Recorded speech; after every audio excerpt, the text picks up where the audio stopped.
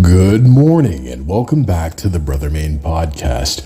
I am Theta and I'm sincerely hoping that this is a wonderful morning for you wherever you are all across our beautiful world, that you are waking up or finding sleep, a time of respite. If you know the sun is going down for you, but for those of you who are getting up, that you're getting up upbeat and filled with energy and with a smile on your face, ready to tackle everything the day has to offer you. And I just want to speak and pray. You know, I'm a believer, but I understand out there if you are not. So speak or pray wellness into your mind, spirit, soul, and body. If there's just one more person this morning in your corner and rooting for you, that is Theta, and I love you. So this morning we're going to be talking about misconceptions, right? Misconceptions, right? So we're first going to define misconceptions. We're also going to go further and talk about generalizations, stereotypes, and cliches. But we're going to first define each of those terms and then discuss some examples and then speak about how we can rectify or clarify misconceptions and nullify generalizations, stereotypes, and cliches. But first, sing a song, sing of happy to last the whole night long. Don't worry if it's not good enough for anyone else to hear.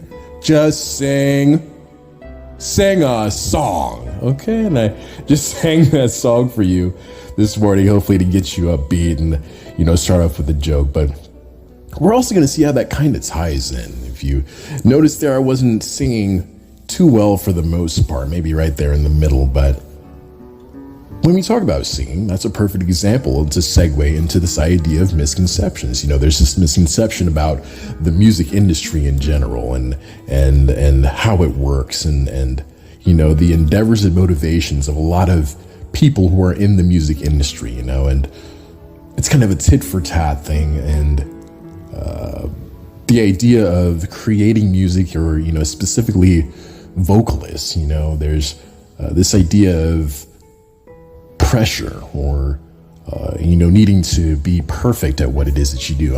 I'm guilty of it too sometimes, being a perfectionist and things like that, or at least striving towards perfection.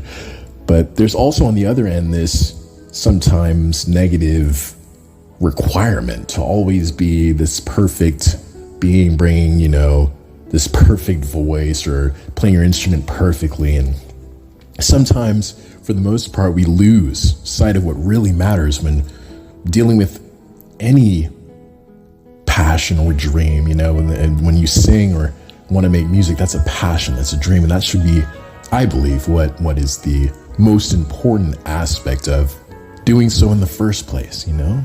Whether your voice is the best or not, that all that's moot and negligible. That doesn't matter. I mean, what matters is that you're happy. So if you are out there and you resonate with that, I just want to speak to you this morning and say, don't let people judge you. You know, as long as you're happy and singing, Theta is one more person who would love genuinely to hear. And if not for me, then maybe God, you know, as long as you're singing for him or for a greater cause, go ahead and let your voice be praised.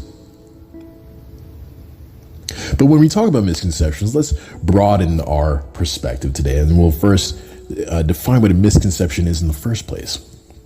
So a misconception, and I will preface this by saying, I get a lot of my definitions. This is the modern day. I get a lot of my definitions from dictionary, the Google Dictionary or dictionary.com. So bear with me on that. I do believe it's quite accurate, though. I would say 100% accurate. So a misconception is defined by the Google Dictionary would be a view or opinion that is incorrect because based on faulty thinking or understanding, right?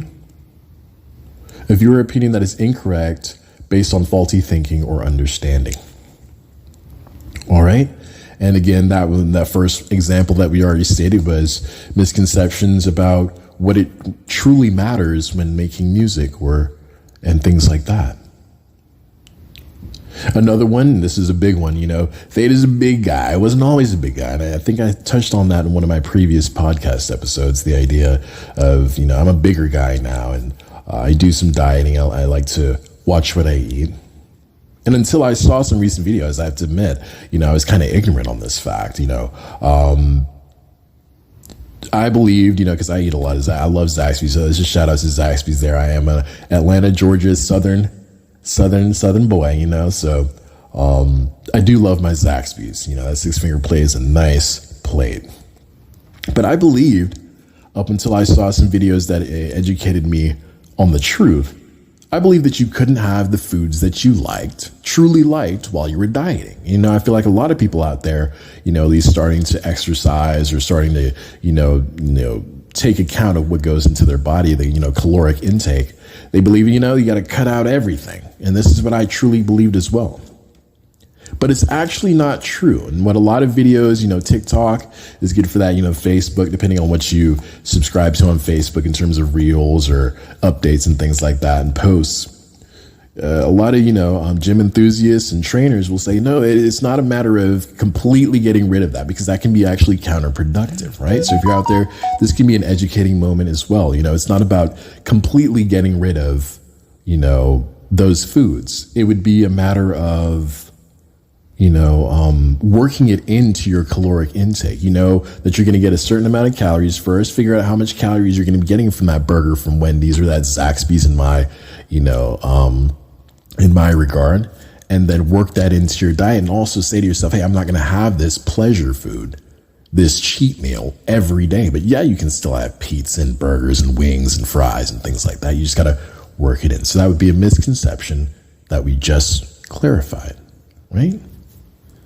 As we move on, we're going to talk about generalizations, right? And generalizations, I believe sometimes they can be positive and sometimes they can be negative. Oftentimes they are going to be negative. And we're going to see right now where it's kind of, that gray area between positive and negative. But we're going to discuss the example after we define generalizations here. So generalizations are any general statement or concept obtained by inference from specific cases. Again, that's any general statement or concept obtained by inference from specific cases. So the example that I have here today is that all trees have green leaves, right? But the truth is that there are these shirakawa trees in Japan that are actually white birch trees. They are trees that have white leaves. So why is this a negative thing, right? I believe it's just a matter, again, of ignorance and lack of broadening your horizons. Broadening your horizons should always be a good thing in revealing the truth and seeing the reality of the world around you. So if you're stuck in a bubble or you put yourself in a box where, you're believing, all trees have green leaves, that might not seem immediately harmful or negative, but you're not seeing the true reality of the world around you. And that is what oftentimes leads to a problem, right? There would be these shirakawa trees that have white leaves, these beautiful trees that if you just branch out, right, every pun intended, you'll notice them and see another beautiful aspect of the world around us. So generalizations. As we move to the third topic, this one is going to be definitely negative, and I know a lot of people are going to be resonating with this one as we discuss it moving forward, right? Okay, so the idea of stereotypes, right? I believe all of us hate stereotypes, right? So, but let's not get too ahead of ourselves. Let's go ahead and define what a stereotype is, right? So a stereotype is a widely held but fixed and oversimplified image or idea of a particular type of person or thing. So again, that's a widely held but fixed and oversimplified image or idea of a particular type of person or thing. So most likely you've heard of stereotypes. Maybe you encountered someone using a stereotype in your regard. But the example here, if you're new to the idea of stereotypes, one would be all Italians say "Mamma Mia" or sound like Super Mario, right? And that would be a stereotype. And that's ultimately a negative thing, right? Because we got to think about how we're interacting with people, right? So if we get this preconceived notion that, I played Super Mario, so I got there and this is what I'm expecting, and I'm molding my conscience to expect you to act like this. And, I'm not giving you a chance. Another stereotype would be, all black people sag their pants, or they're gangsters who sag their pants and spin the block, right? That's a stereotype. Well, although it might have some basis in truth, and this is what you'll find with stereotypes, there's some basis in truth.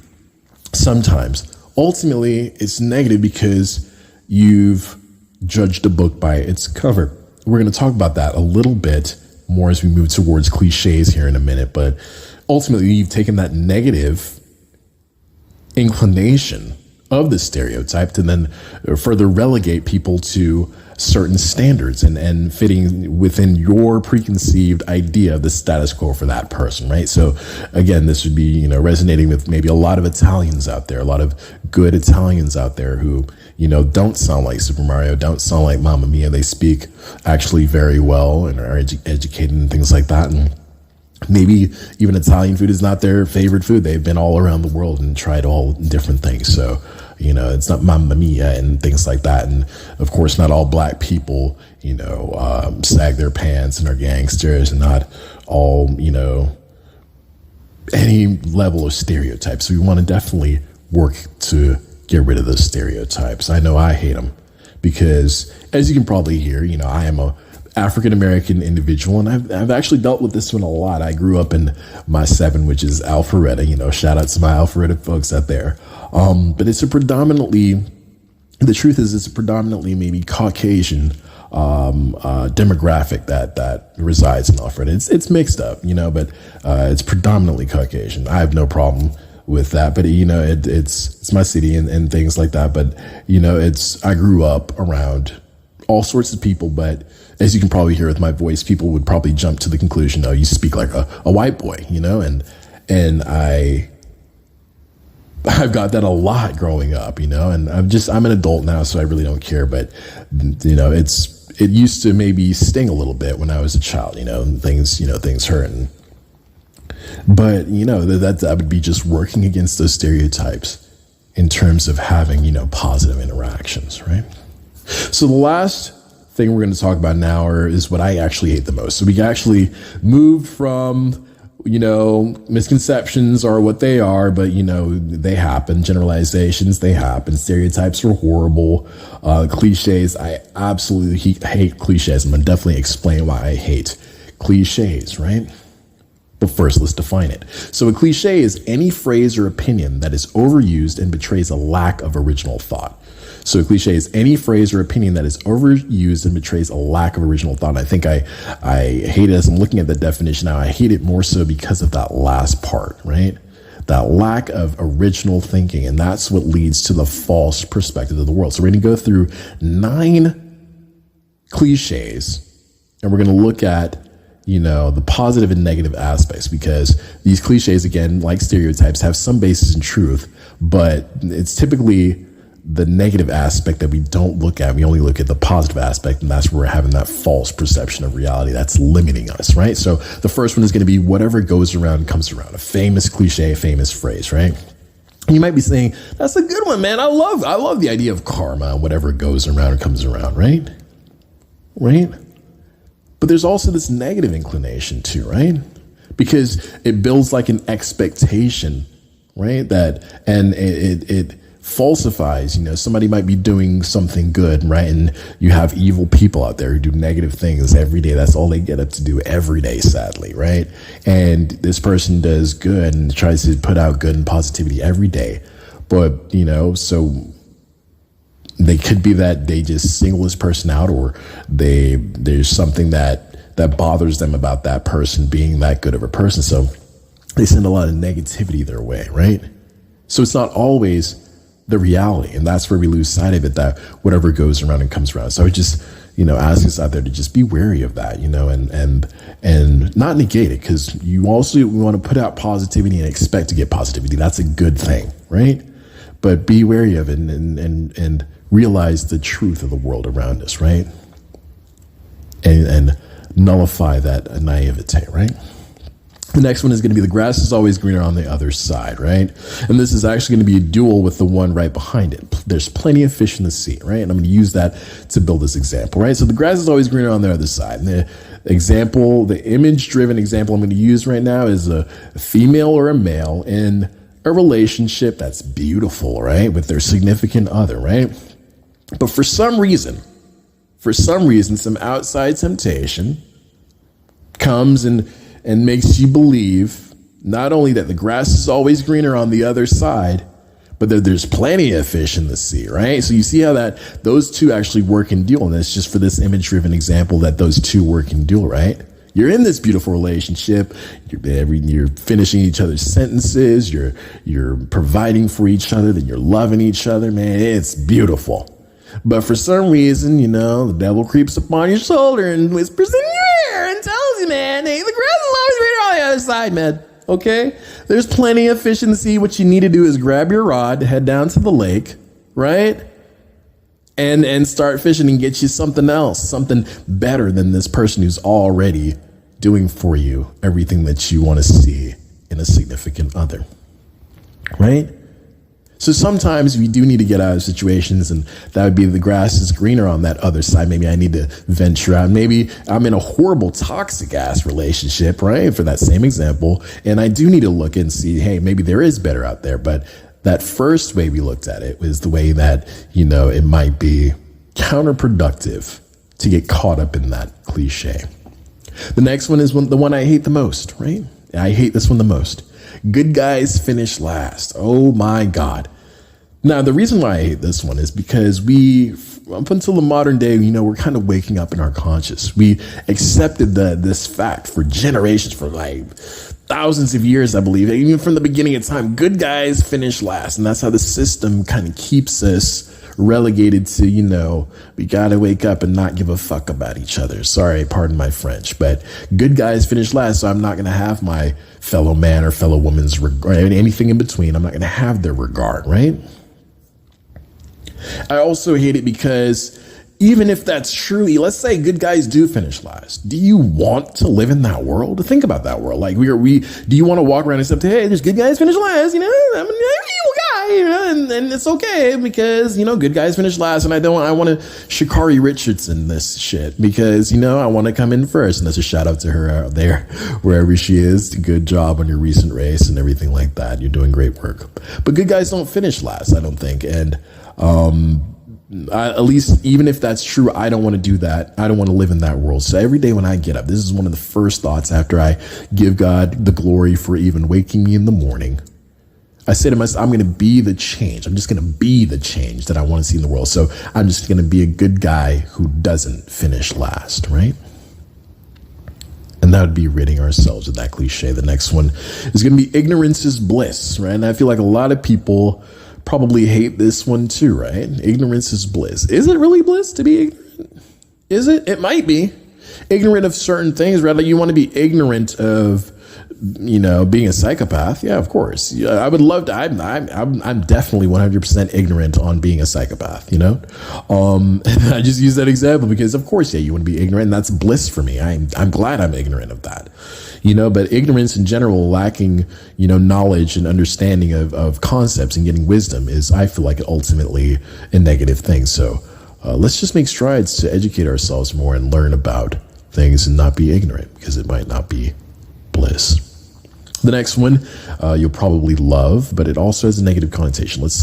Or negative inclination. Let's look. Good things come to those who wait. Of course, I'm biblical in my approach to a lot of things, right? So I do believe in the idea of patience. Patience is all throughout the Bible. If God is the God of all time, space, right? And there's the beginning, middle, and end, right? And things like that. God is very patient, and then he asks for us to be patient for good things to come. Yeah, most definitely. So I do believe that even outside of a religious aspect, good things just come to those who wait and put in that time. You go to college, it takes maybe 4 years, even for a bachelor's degree, 2 years for an associate's, however many years for a master's. It's going to take some time. So you have to wait to get to that finish line, right?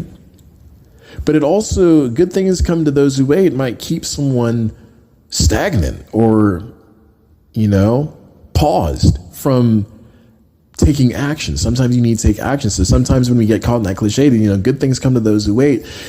How long are you going to wait, to start pursuing your dream and living that dream act,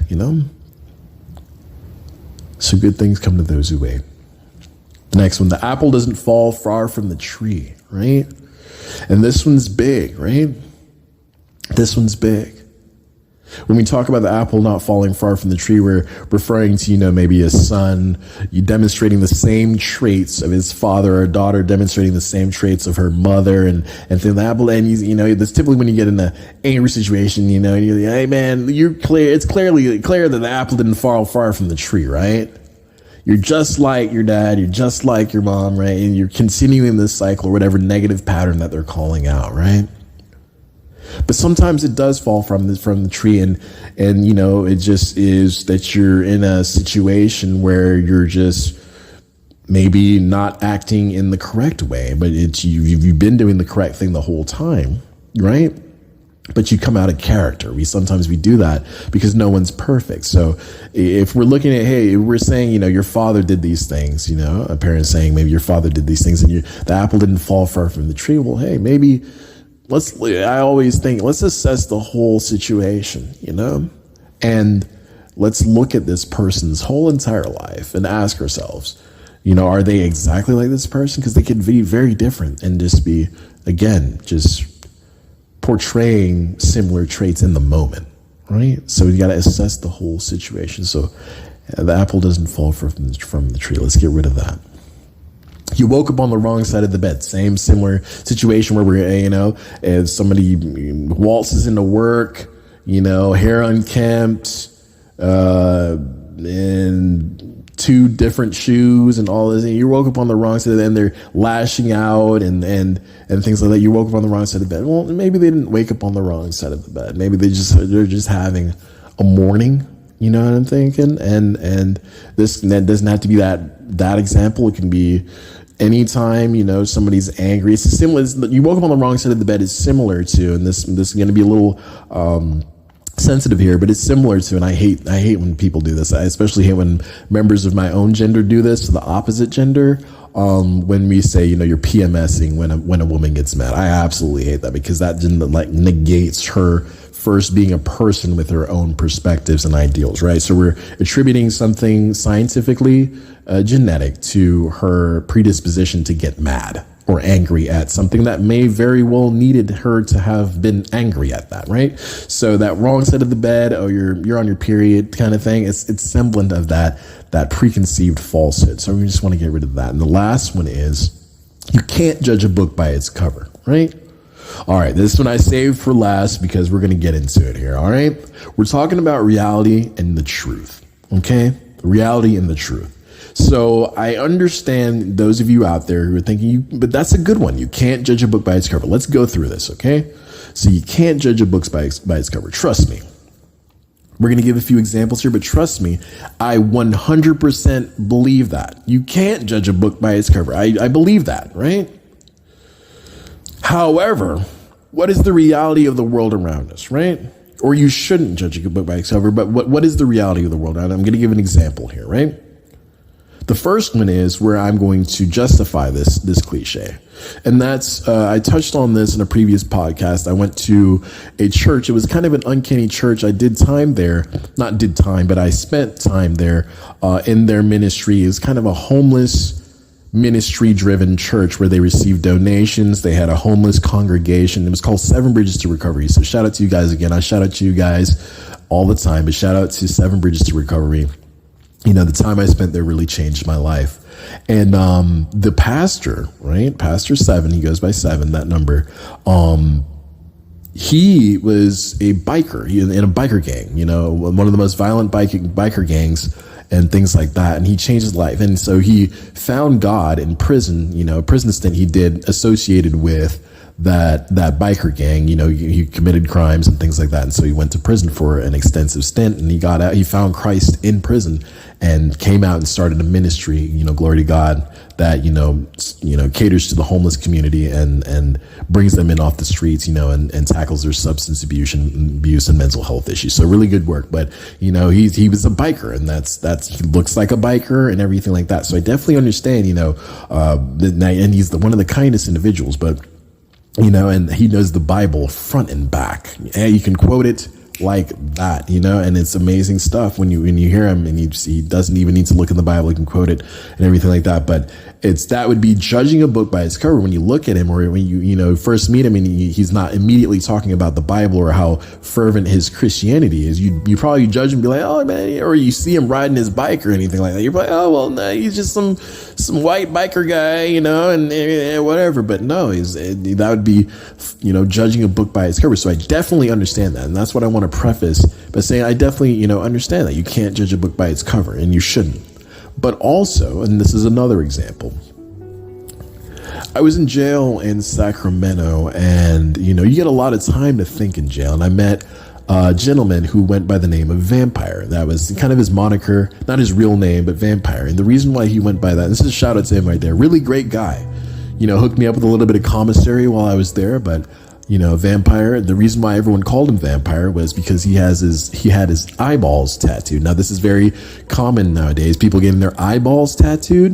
And so it looks like, there's some kind of like dark being, right? With their eyeballs tattooed, right? And so I met him, we talked, and he's a cool dude. No condemnation on him. And I definitely believe in expression, freedom of expression and expressing your will. But, you get a lot of time to think in jail. So after I met him, I went back to my cell and I laid in my bunk, and I was thinking, this is the first thing that came to my mind. I'm like, I got court soon, right? If you've ever been in jail, like you think you lay back in your bunk, you're like, when is my court date? So I'm thinking, I'm going to go to court, what I'm going to say, what I'm going to listen to. Is my lawyer going to be there? What's going to happen next? Right. And so what comes to mind, I'm like, I'm going to go stand in front of the judge, and he's going to be in the judge's seat. This is a paid judge, right? This is reality. So what's going to happen to Vampire when he goes in that judge's room? What's the reality of the situation, right? And I'm going to bring another example too, right? But what's going to be the reality of the situation? He could be very well innocent, the greatest guy, the kindest guy. But what is the judge first going to see, right? He's going to look down at it. Okay, so you're in here for this, right? And this is sad. He probably shouldn't do this, but he's going to think, hey, I am the judge of your criminal situation right now, and your eyeballs are tattooed. So I do understand that. I feel like when you can't judge a book by its cover, it can't also just negate reality. In today's day, we have people tattooing their eyeballs, splitting their tongues like snakes, getting 1,000 piercings all over their body. And yes, freely express yourself, but also you got to understand people on the receiving end of that. And then the next thing would be, am I then 100% incorrect about you if I come to certain, this would lead to then generalizations. If I'm coming to certain conclusions about you, what is the probability that I'm wrong? For instance, if I stepped into somebody's house and they had books all over them, they had massive, array of books, wall-to-wall books, and then a library, and then more books. If I come to the conclusion, hey, and this would be every pun intended, judging every book by its cover, I'm going to come to the conclusion that you like to read, right? It might be for show, but do you like that? I might not even need to ask you. You like to, I'm guessing you like to read a little bit even, right? So then I shouldn't jump to that conclusion again, but what is the probability that I am wrong, right? So that's why I absolutely hate that you can't judge a book by its cover, because I believe it negates the reality. And that's where we'll leave off today. I was going to give one more example, to kind of to stipulate that, but I feel like I kind of drove the point home here. You shouldn't judge a book by its cover, but there's reality. So the final word will be, let us work our hardest to clarify misconceptions, nullify counterintuitive generalizations, eradicate false stereotypes, and suppress the negative inclinations of popular cliches in order to behold the truth and ultimate reality of the world we inhabit, to better stipulate peaceful interactions and render fair perspectives of one another. Thank you for listening, and blessings from the Brother Man.